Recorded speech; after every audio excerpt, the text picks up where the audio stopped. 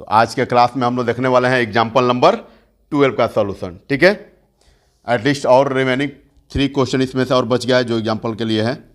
ठीक है, और उसके बाद हम लोग पढ़ने वाले हैं angle sum property, angle sum property. ठीक है, तो आइए फर्स्ट ऑफ ऑल जो एग्जाम्पल है इसको हम लोग देख लेते हैं, जो रिमेनिंग एग्जाम्पल है। उसके बाद हम लोग जो नेक्स्ट टॉपिक होता है एंगल सम प्रॉपर्टी उसको देख लेंगे। ठीक है, तो यहाँ पर क्वेश्चन 11 का 12 कह रहा है, क्योंकि 12 से बिफोर क्वेश्चन नंबर 1 से लेकर 11 तक का जो सिंप्लीफिकेशन होता है हमने देख लिया, जिससे कि आप लोग का लगभग जो प्रॉब्लम्स थे वो सॉल्व हो गए होंगे। चलिए आइए क्वेश्चन नंबर हम लोग देखते हैं 12।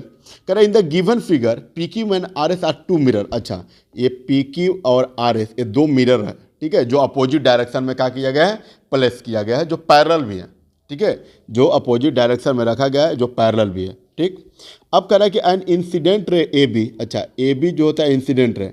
ठीक है, strikes the mirror P Q. ये क्या कर रहा है, पी क्यू जो मिरर रखा गया है उस पर स्ट्राइक कर रहा है, मतलब आ रहा है एट बी पॉइंट पर।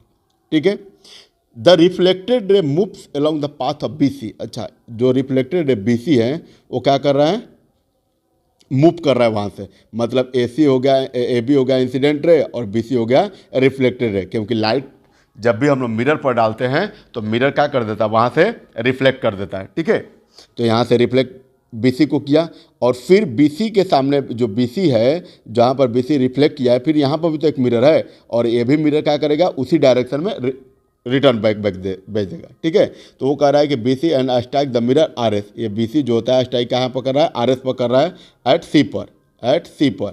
ठीक है, and again reflect back along CD। और फिर ये CD भी क्या करेगा, रिफ्लेक्ट करेगा, क्योंकि दोनों तरफ पैरेलल में क्या है, मिरर ही है। तब आपको बताना है कि ये AB जो होता है ये वाला साइड इस साइड के पैरेलल में है। ठीक है फ्रेंड्स, आपको क्या बताना है कि जो AB पैरेलल वो क्या है, CD है।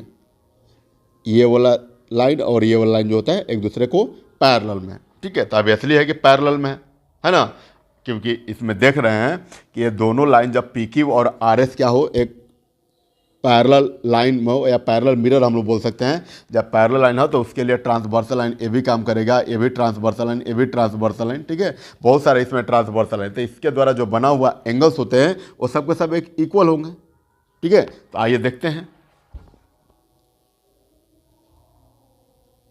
चलिए सॉल्यूशन करेंगे।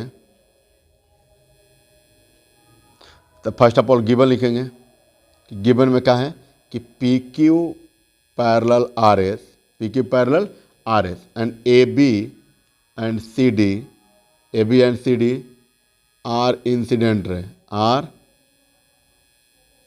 Incident ray and reflected ray, reflected rays. मतलब ए बी का इंसिडेंट रे और बी सी जो होता है वो क्या कर रहा है, या सी डी जो होता है रिफ्लेक्टेड रे। ठीक है, चलिए ए बी यहाँ से इस मिरर पर, जो पी क्यू मिरर है इस पर आकर बी सी ये कर रहा है, रिफ्लेक्ट कर रहा है, और जब आर एस मिरर पर आ रहा है तो ए सी डी जो होता है रिफ्लेक्ट कर रहा है। ठीक है, चलिए ये हो गया हमारा। उसके बाद हमें प्रूफ क्या करना है, टू प्रूफ क्या करना है आपको, तो ए बी ये पैरेलल है सी डी का, तो A B parallel C D proof करना है आपको, A B parallel C D, ये आपको प्रूफ करना है, A B parallel C D. ठीक है, अब यहाँ पर ज़रा देखिए, एक डॉटेड लाइन से मैं क्या किया हूँ, एक लाइन ड्रॉ किया हूँ। ठीक है, जो परपेंडिकुलर है, जो क्या है, परपेंडिकुलर लाइन है, या फिर नॉर्मल लाइन भी बोल सकते हैं, क्योंकि उस दिन जो मैं रिफ्लेक्शन से रिलेटेड एक और क्वेश्चन कराया था, एक यहाँ पर एक प्लेन मिरर था और प्लेन मिरर पर एक लाइन स्ट्राइक करके, एक रे स्ट्राइक करके फिर यहाँ से क्या कर गया था, रिफ्लेक्ट कर गया था। और वहाँ पर तो जब according to law of reflection क्या होता है कि इंसिडेंट रे, नॉर्मल लाइन और रिफ्लेक्टेड रे तीनों एक ही प्लेन में रहता है, तीनों क्या होता है, एक ही प्लेन में होता है। तो यहाँ से जरा देखिए कि ये इंसिडेंट रे, ये यहाँ से रिफ्लेक्ट किया तो इसकी में भी नॉर्मल लाइन होगा कि नहीं होगा, ये भी इंसिडेंट रे, इस मिरर के लिए ये इंसिडेंट रे होगा, ये रिफ्लेक्टेड होगा, तो यहाँ पर भी एक ये होगा, नॉर्मल लाइन होगा। ठीक है, चलिए, और नॉर्मल लाइन पर जो भी एंगल्स बनते हैं वो सब क्या होते हैं, इक्वल होता है। ठीक है,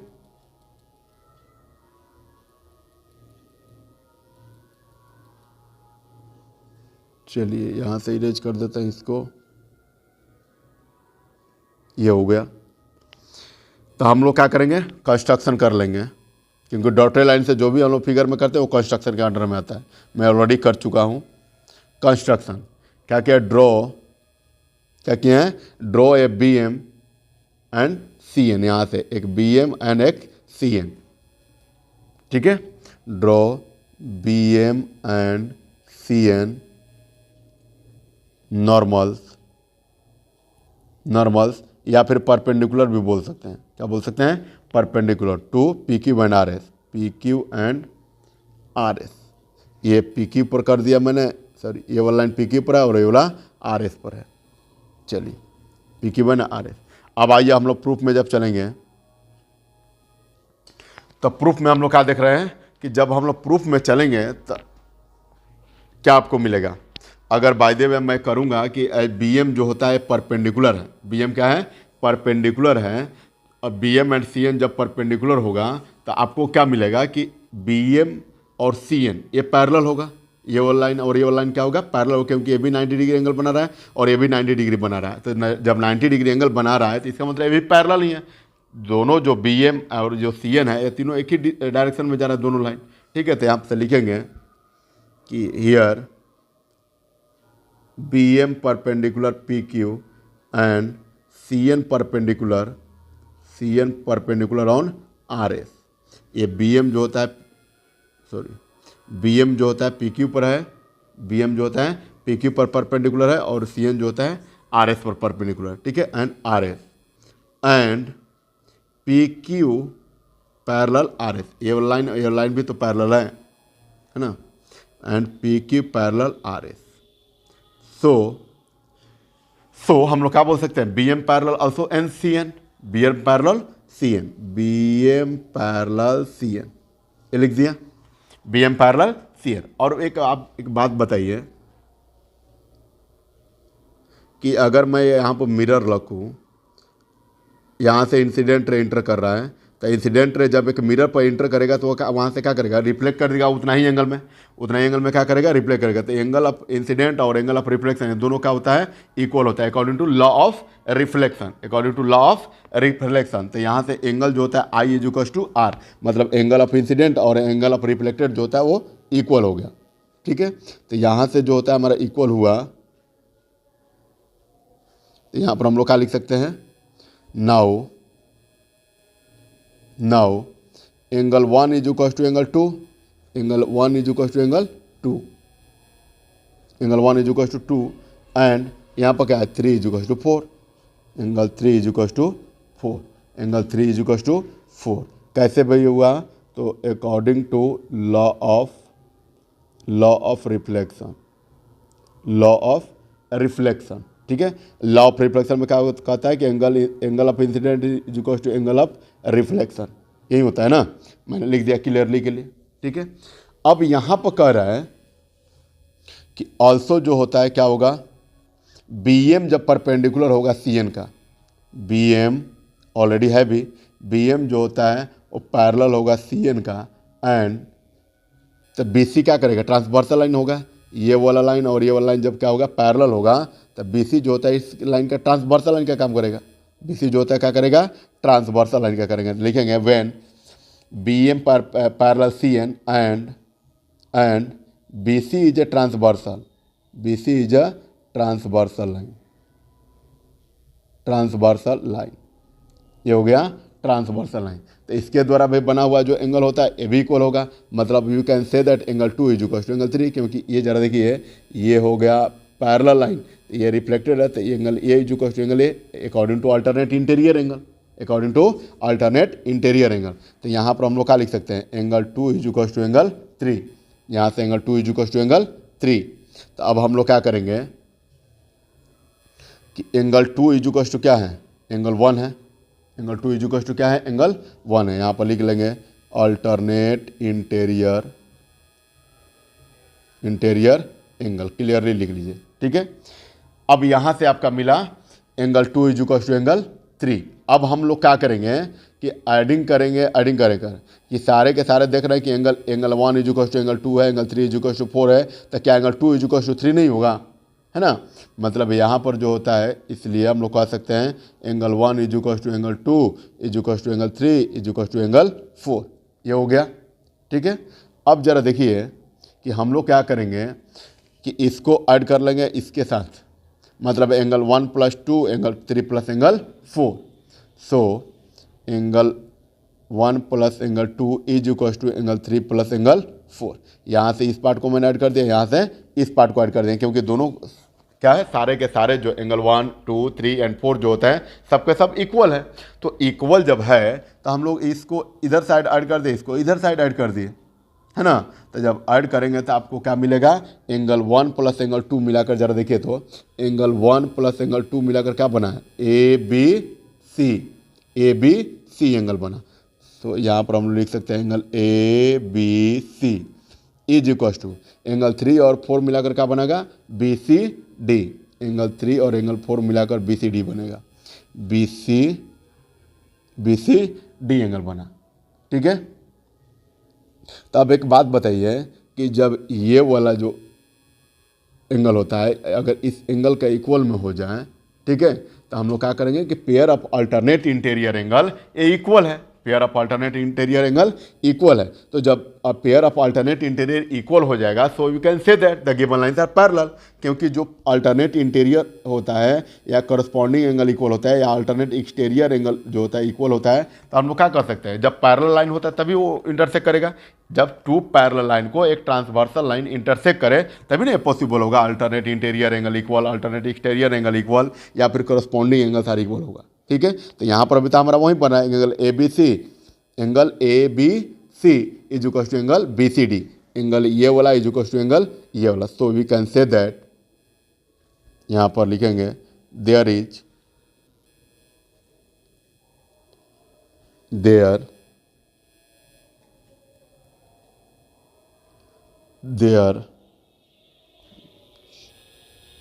नहीं दीज लिखा जाए, these are a pair of alternate interior angle, a pair of alternate interior angle formed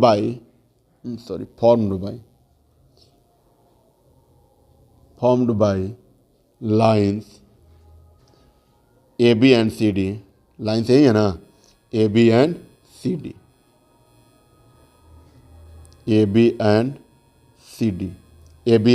CD, क्योंकि जब AB ये वाला लाइन हम लोग ले रहे हैं और ये वाला लाइन, तो ये ट्रांसवर्सल है, तो ये वाला एंगल और ये वाला एंगल क्या होगा, इक्वल है। तो अल्टरनेट इंटीरियर एंगल काम करेगा यहाँ पर, alternate interior AB and CD with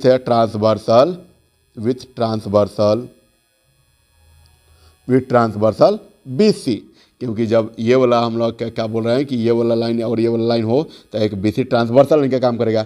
आज जब ट्रांसवर्सल लाइन हो गया तो यहाँ पर आप लोग देख रहे हैं कि इधर का इंटीरियर एंगल और इधर का interior angle alternate interior angle है, और अल्टरनेट इंटीरियर तभी बनेगा जब वो लाइन क्या होगा, पैरेलल होगा। So we can say that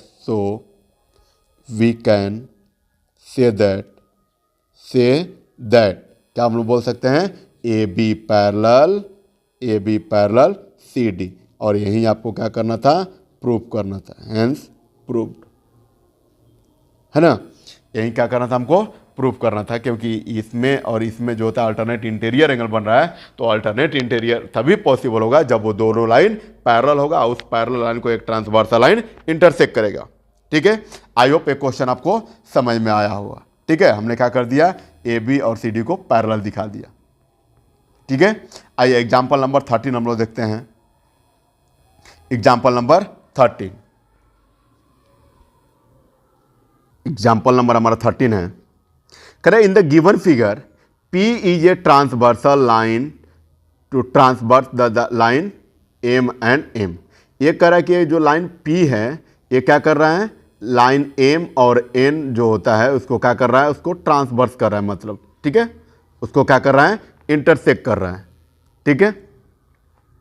and जब इंटरसेक्ट किया तो वहाँ पर बना एंगल 1 एंड एंगल 2, क्या बना, एंगल 1 बना, एंगल 2 बना और एंगल 3 भी बना। अगर इस सब को भी नाम देना चाहें तो बहुत सारा एंगल बना, क्योंकि 4 यहाँ पर एंगल 1 2 3 4 5 6 7 एंड 8 यहाँ पर एंगल बना, ठीक है।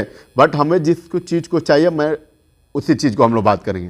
तो यहाँ पर कह रहा है कि जब पी लाइन एम और एम लाइन को इंटरसेक्ट किया, ट्रांसवर्सल लाइन का काम किया, तो यहाँ से एंगल 1 इजुकस टू जो है कितना डिग्री है, यहाँ पर एंगल 1 इजुकस टू 60 डिग्री दिया हुआ है, और एंगल 2 इजुकस टू कह रहा है कि 2/3 ऑफ राइट एंगल। अच्छा, 2/3 ऑफ द राइट एंगल। तो फर्स्ट ऑफ ऑल जो गिवन क्वेश्चन में उसको हम लोग क्या करेंगे, लिखेंगे। सॉल्यूशन में हम लोग क्या करेंगे, गिवन लिखेंगे। और गिवन में क्या है, तो यहाँ पर कह रहा है कि एंगल 1 इजुकस टू जो होता है 60 डिग्री है, ठीक। और एंगल 2 इजुकस टू कितना है, तो एंगल 2 इजुकस टू कह रहा है कि 2/3 ऑफ राइट एंगल, है ना। तो अब बताओ भैया कि 2/3 of means multiply, right angle means 90 degree. तो 3 3 जा 9 और 3 2 जा 6, मतलब 60 डिग्री ये भी हो गया। एंगल 2 इजुकस टू भी 60 डिग्री हो गया। अब आपको बताना है कि प्रूव दैट लाइन एम और एन ये जो होता है ये क्या है, पैरेलल है। ये दोनों लाइन जो होता है क्या है, पैरेलल है। तो पैरेलल होने के लिए मैं बताया था कि अगर दोनों लाइन के बीच में अल्टरनेट इंटीरियर एंगल काम कर जाए हमारा, या फिर अल्टरनेट एक्सटीरियर एंगल काम कर जाए, या फिर करस्पॉन्डिंग एंगल काम कर जाए, तीनों में से कोई भी हमारा रीजन अगर काम कर गया, so we can say that the given line are parallel to each other, यही ना हम लोग बोल सकते हैं। तो यहाँ पर जरा देखिए कि एंगल 1 और एंगल 3 को हम लोग इक्वल दिखा देंगे तो एक करस्पॉन्डिंग एंगल होगा कि नहीं होगा। और जब ये दोनों एंगल करस्पॉन्डिंग एंगल हो गया तो हम लोग क्या बोल सकते हैं कि लाइन एम और एन क्या होगा, पैरेलल होगा। लाइन एम और एन क्या होगा, पैरेलल होगा, है ना। लाइन एम और एन क्या होगा, वो पैरेलल हो जाएगा। तो जब पैरेलल हो जाएगा तो यहीं से हमको क्या करना है, प्रूफ करना है ना। तो अब यहाँ से एक बात हमको मिल रहा है कि जब एंगल 2 इजुकस टू हमने फाइंड कर लिया 60 डिग्री, तो एंगल 2 इजुकस to angle 3 by vertically opposite angle. यहाँ पर जो होता है देख रहे हैं क्या कि एंगल 2 इजुकस टू एंगल 3 होगा, क्यों भाई, तो वर्टिकली अपोजिट एंगल है। तो यहाँ पर लिखेंगे एंगल 2 इजुकस टू एंगल 3। सो एंगल 3 इजुकस टू कितना हो जाएगा, एंगल 2, और एंगल 2 का वैल्यू कितना डिग्री है, 60 डिग्री है, 60 डिग्री, ठीक है। अब जो होता है हम देखें कि एंगल 1 इजुकस टू एंगल क्या हो गया, 3 हो गया। एंगल 1 इजुकस टू एंगल क्या हो गया, 3 हो गया। और ये जो होता है, अच्छा यहाँ पर रीजन मैं लिख रहा हूँ, वर्टिकली अपोजिट एंगल, ठीक है। और यहाँ पर जो होता है, चलो थोड़ा सा मैं यहाँ से आपको समझ के लिए मैं लिख रहा हूँ, ये हो जाएगा आपका एंगल फर्स्ट और ये वाला हो जाएगा सेकेंड। तो हम लोग यहाँ पर क्या देख पा रहे हैं कि फ्रॉम फर्स्ट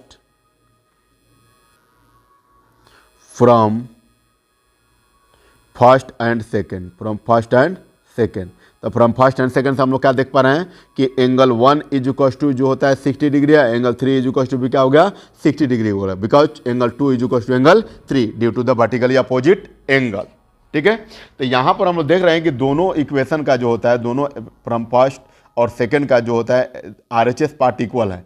तो जब RHS पार्ट इक्वल हो जाए किसी भी इक्वेशन का, तो LHS पार्ट ऑल्सो इक्वल हो जाएंगे, ठीक है। So from first and second angle 1 इजुकस टू एंगल 3, और एंगल 1 इजुकस टू एंगल 3 ये क्या है, कोरस्पॉन्डिंग एंगल से इक्वल है। तो यहाँ पर लिख लेंगे बट दीज आर corresponding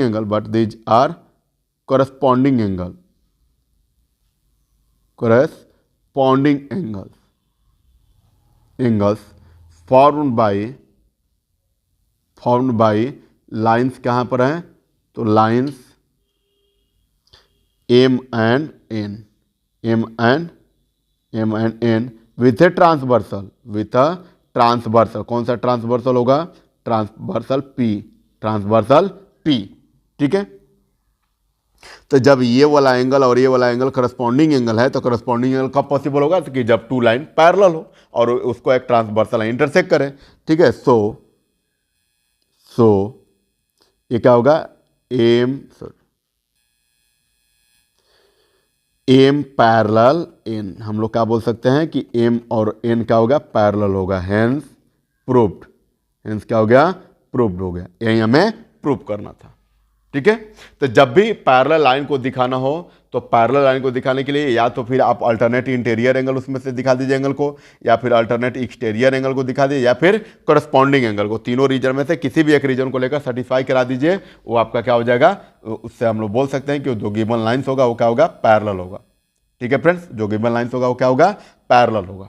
आइए example number 14 and last example देखते हैं। ठीक है, जो parallel line and transversal line हमारा टॉपिक पढ़े थे, parallel line and transversal line जो टॉपिक पढ़े थे, उससे रिलेटेड जो होता है लास्ट एग्जाम्पल अभी हम लोग देखेंगे, एग्जाम्पल नंबर 14, एग्जाम्पल नंबर 14। ठीक है, इसके बाद का जो हमारा टॉपिक होगा वो क्या होगा, उसके बाद एंगल सम प्रॉपर्टी होगा, क्या होगा, एंगल सम प्रॉपर्टी। ठीक है, तो वन बाय वन करके हम लोग टॉपिक पढ़ेंगे और टॉपिक वाइज जो होता है एग्जांपल्स को भी मैं आप लोगों के लिए लेकर दिखाता रहूँगा, ताकि उससे रिलेटेड जितने भी कंसेप्ट होते हैं, चाहे वो चैप्टर को इंट्रोडक्शन करते समय खत्म हो जाए या फिर कुछ रिमेनिंग पार्ट बचे तो आपको एग्जाम्पल लेने के बाद वो खत्म हो जाए। ठीक है, किसी तरह का कोई आपके पास डाउट न रहे। तो आइए लास्ट एग्जाम्पल जो होता है एग्जाम्पल नंबर 14, इसको भी हम लोग देख लें। तो यहां पर कह रहा है कि line A B and C D are parallel. ठीक है, लाइन ए बी और सी डी क्या है, पैरेलल है। Line A B and C D क्या है, ये पैरेलल है।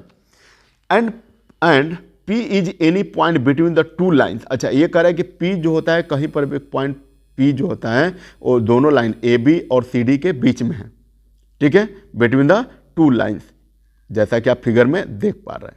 तो हमने क्या किया कि ये वाला पॉइंट और ये वाला पॉइंट ऐसे करके यहाँ पर P पॉइंट बना, हमने इस लाइन को क्या कर दिया, अपने से एक डॉटेड लाइन ड्रॉ कर दिया, क्योंकि कंस्ट्रक्शन किया अपने से। ठीक है, और यहाँ पर कह रहे हैं कि एंगल ये वाला इजुकल टू एंगल ये वाला होगा और एंगल ये वाला इजुकल टू एंगल ये बाकी जब कब होगा, हमने जब कंस्ट्रक्शन में लिखेंगे कि draw parallel line A B parallel Q R और क्यू आर ऑल्सो पैरेलल होगा सी डी का, तो जब तीनों लाइन क्या होगा, एक दूसरे का पैरेलल होगा, तो ये वाला एंगल इजुकल टू एंगल, मतलब एंगल 1 इजुकल टू एंगल 2 और 3 equal to angle 4 by alternate interior angle से। ठीक है, बाई अल्टरनेट इंटीरियर एंगल से। तो आपको प्रूफ क्या करना है कि angle A B P, angle A B P plus angle C D P plus angle C D P, ये वाला एंगल प्लस ये वाला एंगल इजुकल टू क्या होगा, बी पी डी, ये दोनों एंगल होगा। है ना, बहुत सिंपल सा है, बहुत क्या है, सिंपल सा है। हम लोग क्या करेंगे, फर्स्ट इक्वेशन में लिखेंगे कि when A B parallel Q R, तो ये क्या होगा, एंगल 1 इजुकल टू एंगल 2 हो जाएगा। फिर लिखेंगे Q R parallel C D और यहाँ से क्या हो जाए, P D is a transversal line, तो यहाँ से एंगल 3 इजुकल टू एंगल 4 और दोनों को एल एच एस पार्ट को एल एच एस पार्ट में, आर एच एस पार्ट को आर एच एस पार्ट में ऐड करके बाकी जो फाइनली रिजल्ट आएगा वही एंगल बनेगा। है ना, चलिए आइए लिखते हैं इसको। फर्स्ट ऑफ ऑल इसको इरेज कर दें।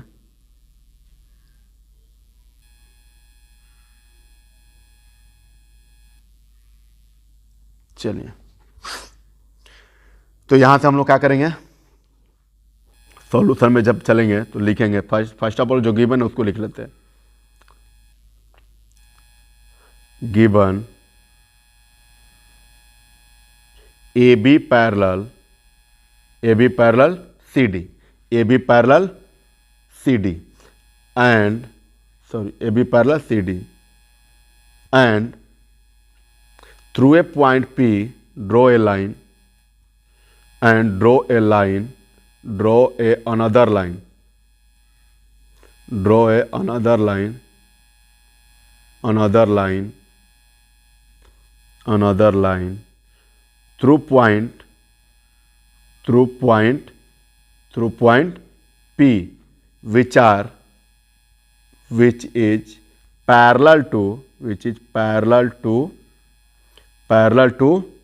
AB and CD, which are parallel to AB and CD।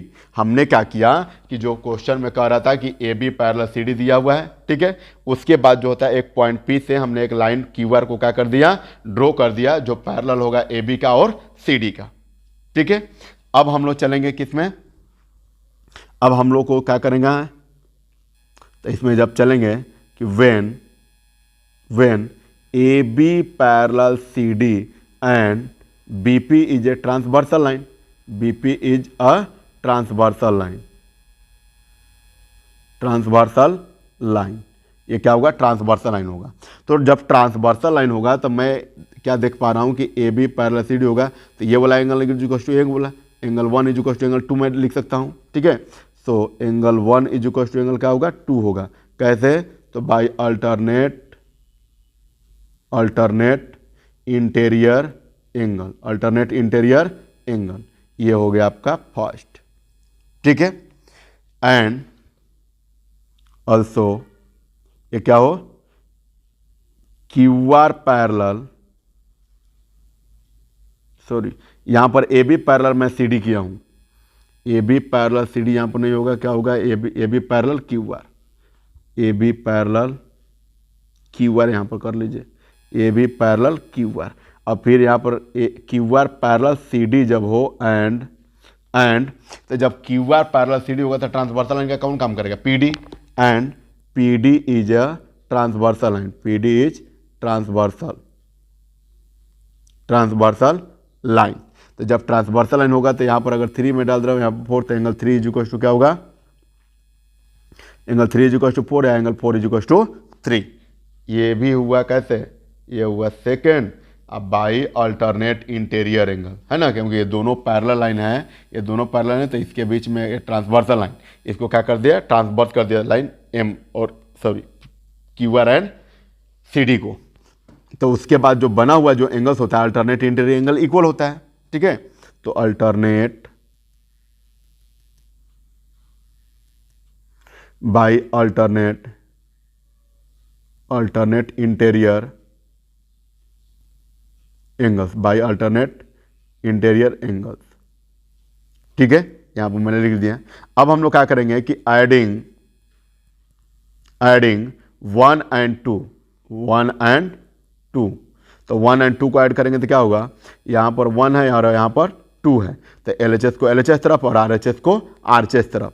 So angle 1 plus angle 4 is equal to angle 2 plus angle 3, angle 1 plus angle 4 is equal to angle 2 plus angle 3, ठीक है। LHS को LHS तरफ और RHS को RHS तरफ। अब एक बात बताइए कि एंगल 1 को हम लोग क्या लिख सकते हैं, ABP लिख सकते हैं कि नहीं लिख सकते हैं, एंगल 1 को ABP लिख सकते हैं, तो यहाँ पर हमने लिख लिया angle 1 is equal to ABP plus angle 4 को क्या लिख सकते हैं, CDP, है ना, CDP जो हमको प्रूफ करना है, plus angle CDP is equal to होगा क्या, एंगल 2 प्लस 3, एंगल 2 प्लस 3 को हम लोग क्या लिख सकते हैं, BPR, 2 को लिख सकते हैं एंगल BPR प्लस एंगल क्या होगा 3 को हम लोग क्या लिख सकते हैं, RPD या DPR या फिर DPR, ये हुआ आपका। तो ये तो IGT रह जाएगा, ABP plus angle CDP is equal to. अच्छा एक बात बताइए कि BPR प्लस DPR को BPR ये वाला एंगल प्लस DPR ये वाला, ये दोनों एंगल को क्या मैं जोड़ कर इस बार, क्योंकि जो ऑलरेडी तो ऐड है, तो ये दोनों एंगल के बदले मैं क्या लिख सकता हूँ, BPD लिख सकता हूँ, नहीं लिख सकता क्योंकि AB तो पूरा एंगल है ना, is equal to angle BPD is equal to angle BPD। और यही शायद क्या करना था आपको, प्रूफ करना था, और यही क्या करना था आपको, प्रूफ करना था, ठीक है। सो हेंस प्रूव्ड हो गया, ठीक है। तो ये रहा आपका parallel line and intersecting line, parallel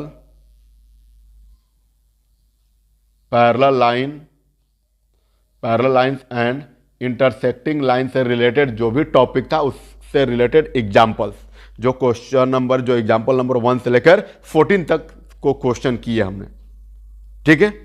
अब जो हमारा नेक्स्ट टॉपिक होगा वो क्या होगा, तो ये होगा एंगल सम प्रॉपर्टी ऑफ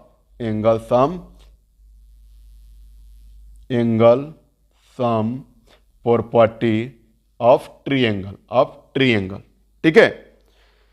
तो आई होप आप लोग को अच्छा लग रहा होगा पढ़ाई करने के बाद, ठीक है। मैं ये भी उम्मीद करता हूं कि आप लोगों को किसी तरह का कोई प्रॉब्लम नहीं होता होगा। अगर बाय द वे कोई प्रॉब्लम है तो आपके पास दो ऑप्शन है, या तो यूट्यूब का हमारे जो कमेंट है उसमें मेंशन कर सकते हैं, और नहीं तो जो रेज एकेडमी का चैनल है, जोरे एकेडमी का क्या है, टेलीग्राम चैनल है, टेलीग्राम है, उस पर भी जाकर आप मैसेज कर सकते हैं। ठीक है फ्रेंड्स, तो चलिए, थैंक यू सो मच।